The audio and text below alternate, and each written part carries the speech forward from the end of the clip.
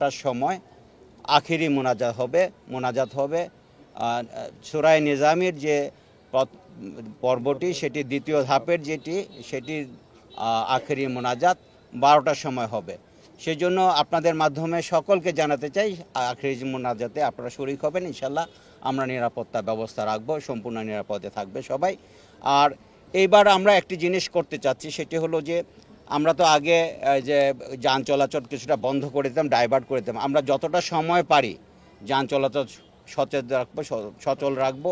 এর আগে আমাদের যে ব্যবস্থাপনা ছিল, যে ফোর্স ছিল, আমরা সকল ফোর্সকে তার নির্দিষ্ট কাজের ফাঁকে প্রত্যেকে যান চলাচলের ব্যাপারে সহযোগিতা করবে, এই কথাটি বলা হয়েছে। এবং হকার উচ্ছেদের ব্যাপারে ব্যবস্থা, যে কাজই করুক না কেন, আমরা যে কাজে picket duty, mobile duty, food petrol duty, যারাই যে কাজটি করুক, তারা সেই কাজের পাশাপাশি আমরা সিসিতে লিখে দিয়েছি যান চলাচলে তারা সহযোগিতা করবে এবং হকার উচ্ছেদে সহযোগিতা করবে। আমরা 6 তারিখে সন্ধ্যায়, মানে 5 তারিখে তো আগামীকালকে 12টায় আখেরি মোনাজাত হবে।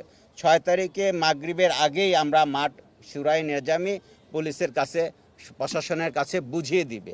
আমরা সেই মাঠটি বুঝে নিয়ে আমরা একদিন বাফার পয়েন্ট রেখেছি, বাফার ডে রেখেছি। মানে 7 তারিখ আমরা মাঠটি আমাদের নিয়ন্ত্রণে রাখবো, পুলিশের নিয়ন্ত্রণে পাহারায় রাখবো।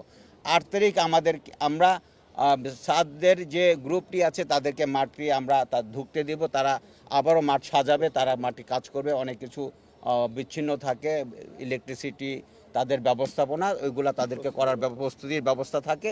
তারা 8 তারিখ থেকে তারা কাজ করবে এবং তারা 14 থেকে 16 তারিখ পর্যন্ত মাঠে কাজ করবে।